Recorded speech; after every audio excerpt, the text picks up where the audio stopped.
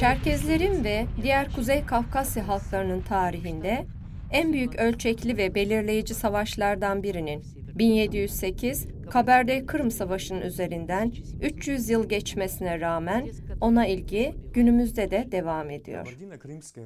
1708 Kabardey-Kırım Savaşı, Çerkesya'nın yanı sıra tüm Kuzey Kafkasya'nın ve komşu devletlerin tarihinde özel bir yere sahiptir. 18. yüzyıl başında Osmanlı İmparatorluğu'nun yayılmacı politikası hız kazandı. Kuzey Kafkasya'nın tamamen fethedilmesi de Osmanlı yönetiminin planlarına dahildi. 1700 yılında Rusya'nın İsveç'le Kuzey Savaşı başladı. İsveç Kralı 12. Karl'a Osmanlı yönetimi Kırım Hanı ve Ukraynalı ataman Mazepa tarafından askeri destek sözü verildi. Rusya'ya karşı İsveç'i desteklemek Osmanlı İmparatorluğu'nun yararınaydı. 1700 yılında İstanbul Anlaşması'yla Azak'ın Rusya'nın eline geçmesi Osmanlı'yı bölgedeki önemli bir stratejik mevkiden mahrum bırakmıştı. Bu karmaşık durumda Osmanlıların Kuzey Kafkasya'daki konumunu güçlendirmesi ve bağımsız Kabardey bölgesini hakimiyeti altına alması gerekiyordu. Çerkezya'nın bütününden 15. yüzyıl ortasında ayrılan Kabardey kısa zamanda güçlendi ve Kuzey Kafkasya'da baskın bir rol oynamaya başladı. 15 ila 17. yüzyıllarda Kabardey, komşu halklar üzerinde de nüfusu olan Kuzey Kafkasya'daki en büyük güçtü. 1475'te Osmanlı İmparatorluğu'na dahil olan Kırım Hanlığı, Osmanlıların Kuzey Kafkasya'daki fetih politikasının aracısı oldu. Osmanlı sultanlarının buyruğu ve desteğiyle Kırım Hanları, Kuzey Kafkasya halklarının Osmanlı İmparatorluğu'na bağlılığını sağlamaya çalıştılar. Her şeyden önce Osmanlılar, geniş bir alanı kaplayan ve büyük askeri stratejik öneme sahip Batı Çerkezya'yı ve Kabardey'i hakimiyet altına almak istiyorlardı. 16. yüzyılda Kırım Hanları, Çerkez topraklarına onlarca büyük sefer düzenlediler. Bunlardan bazıları Tatar ordularının geri çekilmesiyle, bazıları da tam bir bozgunla sonuçlandı. Çerkez beyleri de Kırım Hanlığı'na karşı saldırılar düzenliyorlardı. Çerkezlerin Tatarlarla sürekli savaşı, Avrupalı ve Rusyalı Ortaçağ ve yeni dönem yazarların çalışmalarında yer bulmuştur. 1707 yılı başında Kırım Hanlığı'nda tahta Kaplangiray geçti. Dış politikasını Kabardey'in fethiyle başlatmaya karar verdi. Han, kolay bir zafer ve değerli ganimetler peşindeydi. Kabardey'e karşı saldırı için eski bir olayı gerekçe yaptı. 1699 yılında Kırım Hanı'nın oğullarından biri Besteney bölgesinde öldürülmüştü. Besteney Prensliği Kabardey'den 16. yüzyıl başında ayrılmış fakat onun desteğinden ve himayesinden hala yararlanmaktaydı. 1707 yılı baharında Kaplangiray, Kırım Veliahtı'nın öldürülmesinin tazminatı olarak 2000 köle ve olaya karışan Besteneylerin teslim edilmesi talebiyle kendisinden sonra en büyük makamdaki kişiyi Kalgay Mengligiray'ı Kabardey'e yolladı. Kırımlılar, Kabardey'de ilk başta konukseverlikle karşılandılar. Fakat misafirlikleri birkaç ay uzayan Kırımlıların daha sonraki tutumları durumu değiştirdi. Konukseverlik geleneğini boyun eğme olarak gören Seymenler yağmaya giriştiler. Mengligiray'ın büyük sayıda kölenin verilmesine dair emrivaki talebi ve Seymenlerin küstah davranışları halkta öfke uyandırdı. Bu durum karşısında Kabardey'in büyük prensi Kurhako Atajik'in Prensler ve Soylular Meclisi'ni toplantıya çağırdı. Meclis tek bir karar aldı. Davetsiz konukları ortadan kaldırmak ve bir gece içinde Kırımlı muhafızlar yok edildi. Kalgalı'nın olanları Han'a iletmesi için küçük bir savaşçı grubuyla gitmesine izin verildi. Kırım Birliği'nin yok edilmesi, Han Kaplangiray'ın Kabardey'e savaş ilan etmesi için aradığı gerekçe oldu. Fakat savaş ilanı ancak Osmanlı Sultanı'nın onayıyla mümkündü. Han İstanbul'a elçiler yolladı.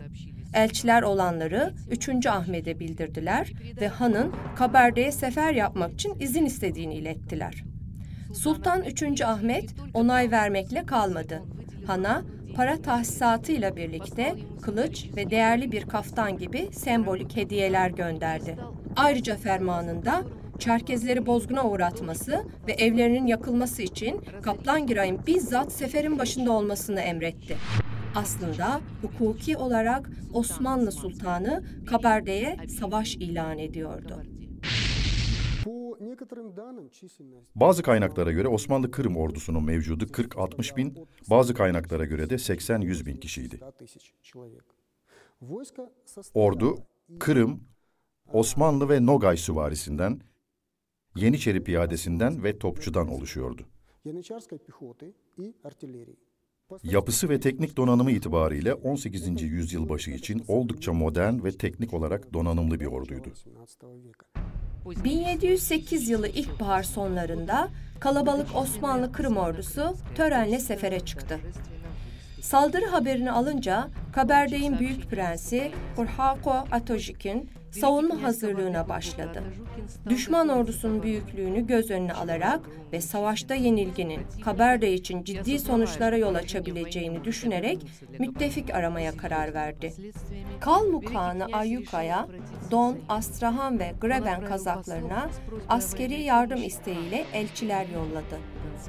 Han Ayyuka, Prens Atajük'ine red cevabı verdi ve gerekçesini Büyük Hükümdar 1. Petro'nun fermanı olmadan savaşa ordu yollamaya hakkı olmadığına dayandırdı. Kazaklar da red cevabı verdiler. İlerleyen tehdit karşısında Kabardey yalnız kalmıştı. Hurhako Atajük'in Prensler ve Soylular Meclisi'ni topladı. Toplantıya Atajük'in Musos, Kaytuka, Bekmirza gibi Kabardey'in en tanınmış ailelerinin temsilcileri katıldılar. Büyük Prens toplantıdakilere tek bir soru sordu. İtaat bildirip aşağılanmayı kabul mü edeceğiz yoksa savaşa mı gideceğiz? Cevap tekti. Savaş meydanında şanlı ölüm, onursuzca köle olmaktan iyidir. Kabardey prensleri iç çekişmeleri bir yana bırakıp birlik oluşturdular. Hurhako Atajük'ün savunmanın başına geçti ve genel seferberlik ilan etti. 14 yaşından büyük bütün erkekler birliklere katıldılar ve silah üzerine yemin ettiler. Bu artık halk savaşı olmuştu. Kadınlar ve çocuklar dağ vadilerine gönderildi. Baksan Boğazı'nda, bugünkü Zayuka köyü bölgesinde Harakor Dağı'ndan Baksan Nehri'ne kadar büyük taşlardan ve hendeklerden bir savunma hattı oluşturuldu. Kabardeylerin asıl kuvvetleri bunun ardında toplandı.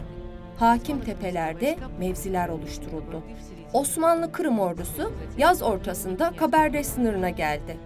Zaman kazanmak amacıyla Hurhako Atajük'in Kırım Hanı ile müzakereye başladı.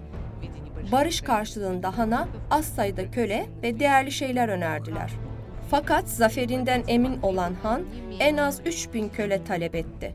Olayların çağdaşı Osmanlı yazarı Mehmet Fındıklı'nın verdiği bilgilere göre Kabardey elçileri Han'a cevap olarak Çerkezlerin çoğunun artık İslam'ı kabul ettiğini, hemen her köyde cami inşa edildiğini bildirdiler ve öfkeyle sordular.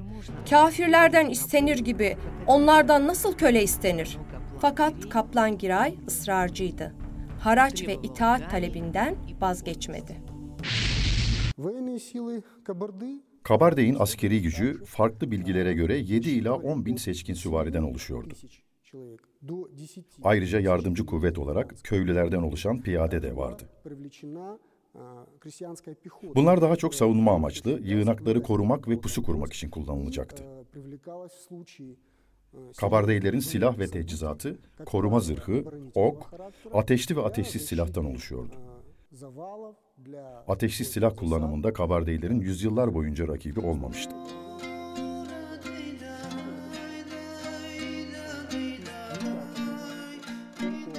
Osmanlı Kırım ordusunun üstünlüğü elbette kat kat fazla mevcudu, topçu gücü, yüksek ateş kudreti, Osmanlı İmparatorluğu'nun sınırsız kaynakları ve ona bağlı yakın bölgelerden mühimmat ve ikmal alma imkanının olmasındaydı. Kabardeylerin üstünlüğü ise şunlardı. Birincisi, savaşçıların askeri hazırlık düzeyi yüksekti. Atları step, ormanlık ve dağlık arazi koşullarına alışıktı. Zırhları ve ateşsiz silahları nitelikliydi. Silah ve teçhizatları Kabardey'in arazi ve iklim koşullarına uyumluydu. Kendi ülkelerinin arazisini çok iyi tanıyor olmaları önemli bir avantajdı. Ve en önemlisi, vatanını savunuyor olmanın verdiği yüksek moral gücüne sahiptiler.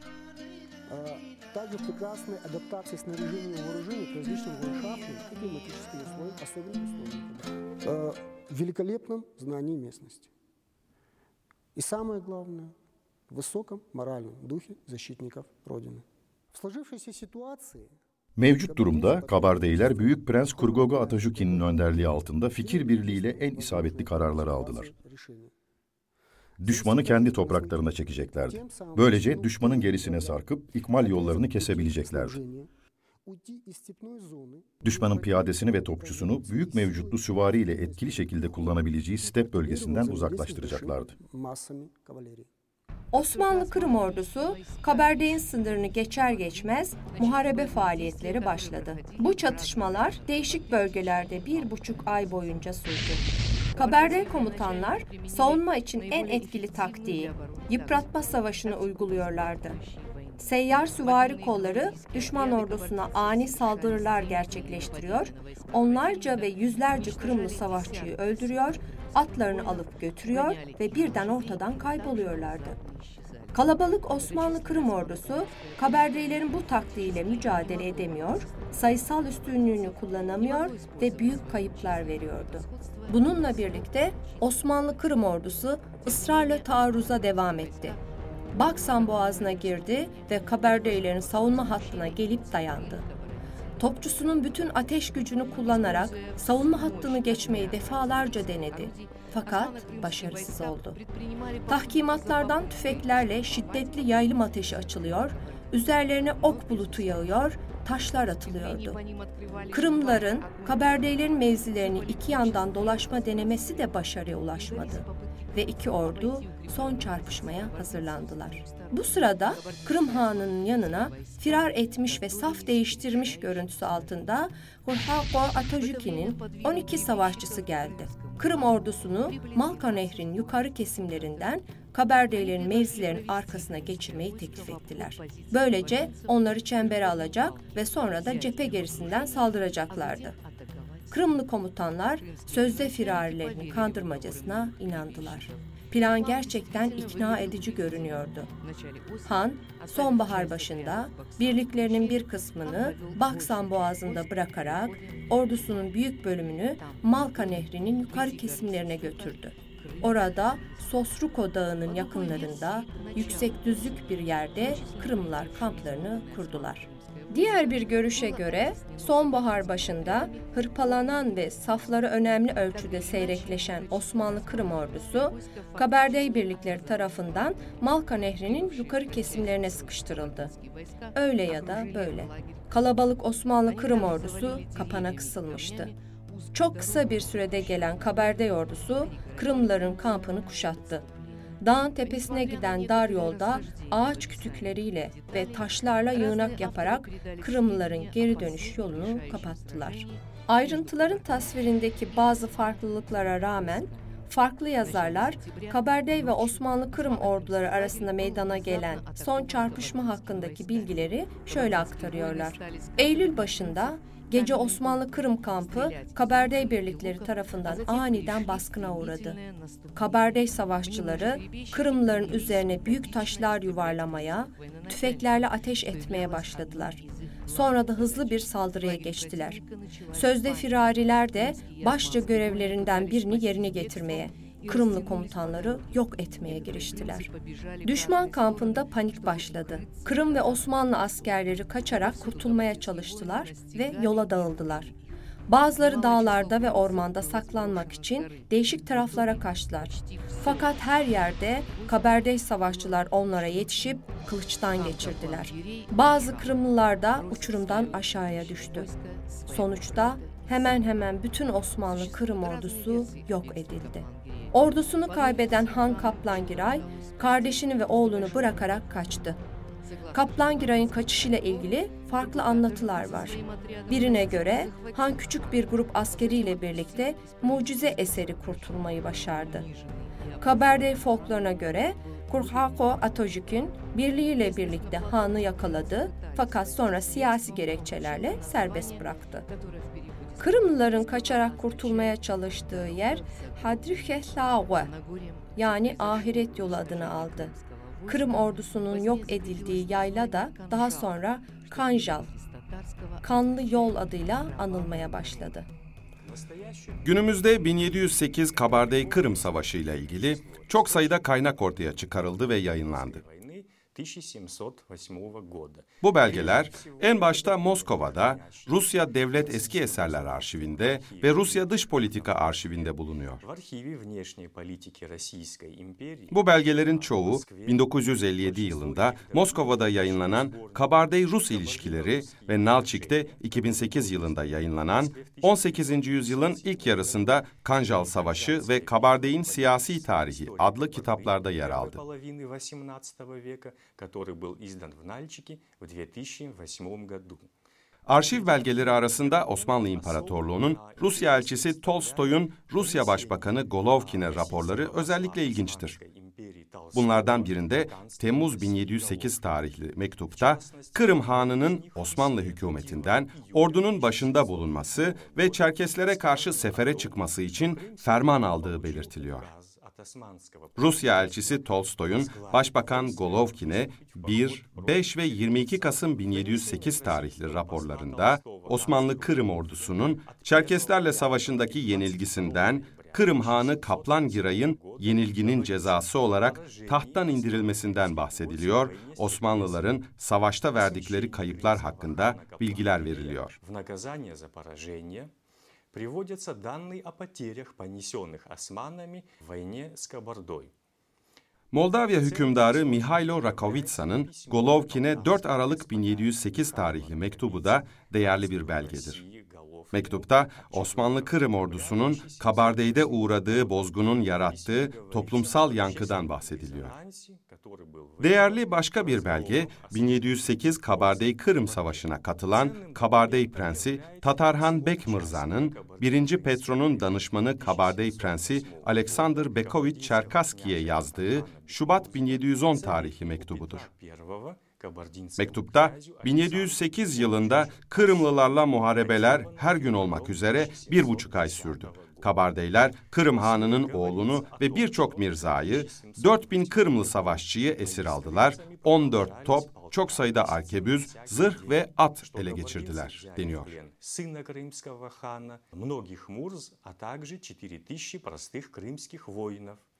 Önemli bir belgede Osmanlı Sultanı 3. Ahmet'in Kırım Hanı Kaplangiray'ın tahttan indirilmesi hakkındaki fermanıdır.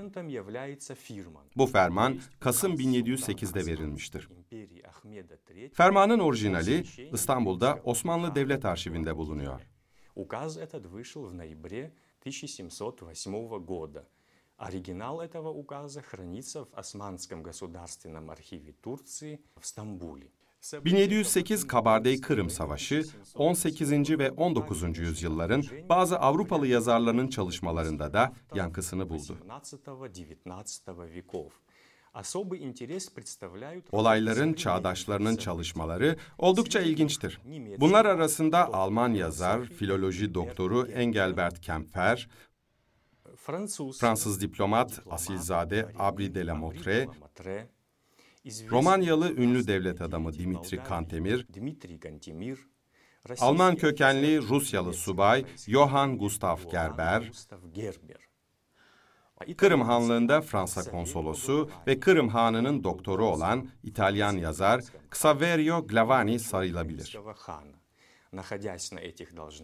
Bu görevlerde bulunduğu sırada Glavani, güvenilir bilgilere sahip oluyordu.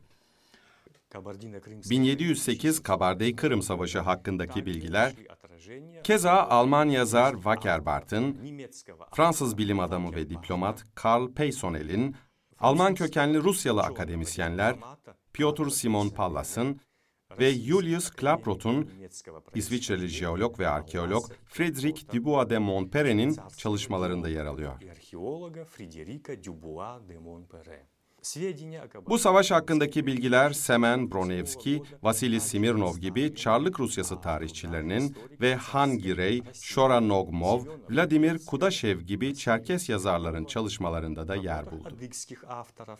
Han Gireя, Шоры Ногмова и Владимира Кудашева.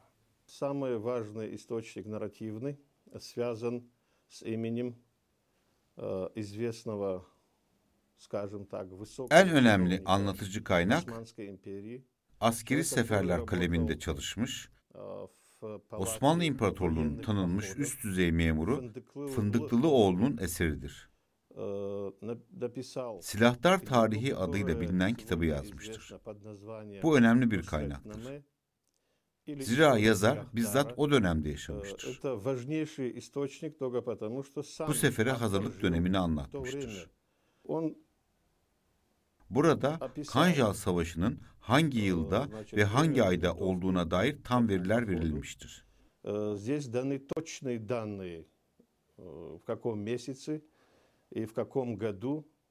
Ondan başka bir dizi yazarın adını sayabiliriz. En başta Said Rıza Muhammed gelir. Bu, ardında birçok araştırma bırakan bir bilim insanıdır. Kabardey ve Kırım ordularının çarpışmasını doğrulayan bilgiler, olgular aktarmaktadır.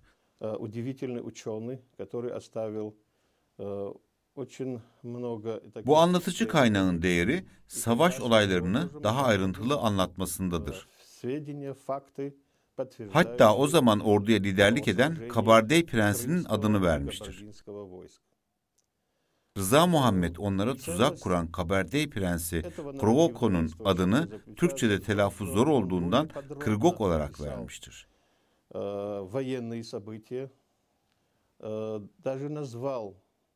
Bütün olan bitenleri doğrudan anlatmıştır.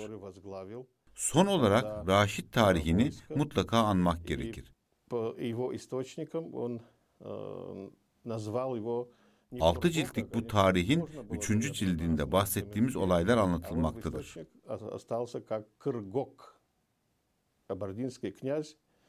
Bazı Türk araştırmacılardan, en başta da Akdes Nimet Kurat'tan da söz etmek gerekir.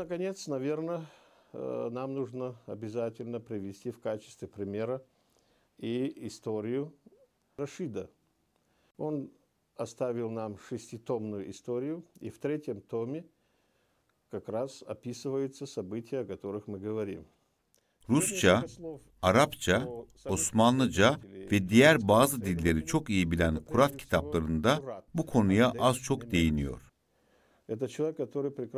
Son yeni kitaplardan biri, yazar Sadık Bilge'nin Osmanlı Devleti ve Kafkasya adlı kitabında birkaç sayfa Kanjal Savaşı'na ayrılmış.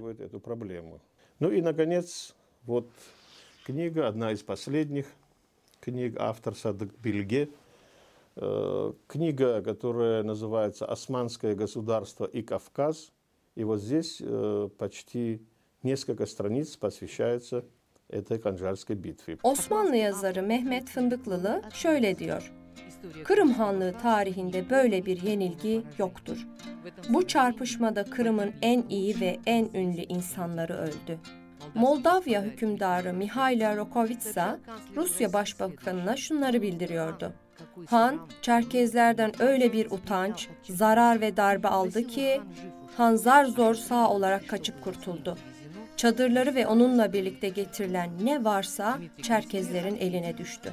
Dimitri Kantemir, bunun muharebeden çok bir kıyım olduğu ancak sabaha karşı anlaşıldı.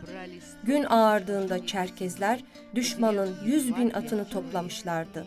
Sadece 5 kişi kaybederek. Kaplan Giray ardında 40.000 ölü ve kalanları da darmadağın bırakarak bir avuç adamıyla Kırım'a kaçtı. Kırımlıların Kabardey'deki bozgununun ayrıntılı tasviri Abri de Delamotre'nin çalışmasında da yer alıyor. Çerkezlerin bir kısmı akşama doğru dağın zirvesine sızarak oradan ağır taşlar yuvarlamaya başladılar. Aşağıda kurulmuş çadırlara taş ve ok yağdırdılar. Han ve komutanlarının bekledikleri kölelerin yerine kendilerini savunmak için silaha sarılma ya da savuşmak için atlarına binme fırsatı dahi vermeyen iyi silahlanmış süvariler üzerlerine atıldı. Bazı Çerkezlerin taptığı ve tapındığı ay onlara düşmanlarını açtı. Onlar da o kadar çok insanı parçaladılar ki sadece daha hızlı atını atlayabilenler ve stepin yolunu bulanlar kurtulmayı başarabildi. Kaçanların başında bulunan Han, kardeşini ve bir oğlunu, sahra toplarını, çadırlarını ve ağırlıklarını ardında bıraktı. Döndükten sonra tahttan indirildi ve Rodos'a sürgüne gönderildi. Petersburg'da bulunan Kabardey Prensi Muhammed Atatürk'ün İmparatoriçe Anna Ivanovna'ya 22 Ağustos 1731 tarihli raporunda şöyle deniyor. Ve Kaplangiray Han kalabalık ordusuyla toprağımızı fethetmek için geldi. Fakat Tanrı'nın iradesiyle ordusu bozguna uğradı ve sayısız askeri kırıldı. Rusyalı tarihçi Vasili Smirnov da şunları belirtiyor. Çerkezler farklı yönlerden ani bir gece baskını yaptılar ve o kadar Tatar'ı kılıçtan geçirdiler ki böyle kırıldıkları hiç duyulmamıştı. Kırım'ın önde gelen yiğitlerinin büyük kısmı öldü.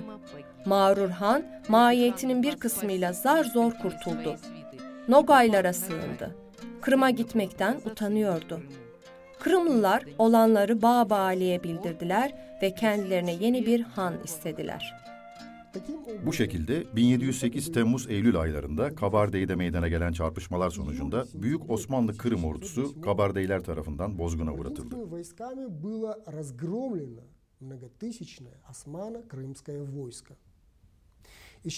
4000 Türk sipahiden ve Yeniçeriden yaklaşık 30 kişi, Han'ın 1500 kişilik muhafız birliğinden ise sadece 18 kişi kurtuldu. Muharebelerde yaklaşık 100 önde gelen Mirza, yani Kırımlı komutan, Han Kaplangiray'ın kardeşi ve oğlu, çok sayıda Tatar Mirzası ve 4000 rütbesiz asker esir alındı. Çerkeslerle savaşta yenilginin cezası olarak Sultan 3. Ahmet, Kaplangiray'ı değiştirdi ve onu Rodos adasına sürgüne gönderdi. Одержав победу в войне с Крымским ханством в 1708 году, 1708 yılında Kırım Hanı'yla savaşta zafer kazanan Kabardey bir kez daha bağımsızlığını korudu. Osmanlı Kırım saldırısı karşısında Kabardey'in zaferini sağlayan başlıca etken, halkın büyük prens Kurhago Atatürk'ün liderliği altında toplanmasıydı.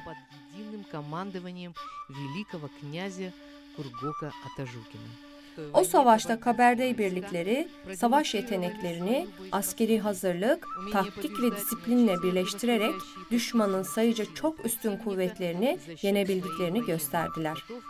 Kabardey'in Kırım Hanlığı karşısındaki zaferinin önemli siyasi anlamı vardı. Kabardey dolaylı olarak Rusya'ya 1700-1721 yıllarındaki Kuzey Savaşı'nda yardım etmiş oldu.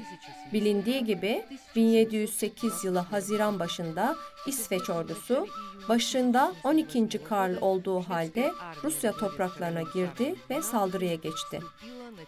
12. Karl Kırım ordusunun desteğini bekliyordu. Fakat Kabardey'de bozguna uğrayıp ordusuz kalan Kırım Hanlığı 12. Karl'a yardım edemedi.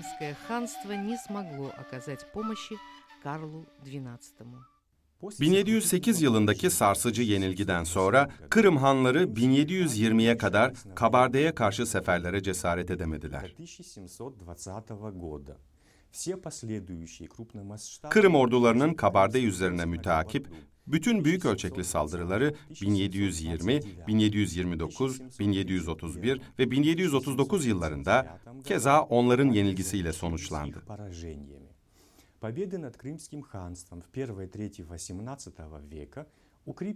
18. yüzyılın ilk çeyreğinde Kırım Hanlığı karşısında kazanılan zaferler, Kabardey'in uluslararası otoritesini sağlamlaştırdı ve Osmanlı ve Rusya imparatorlukları tarafından bağımsızlık statüsünün tanınmasını sağladı.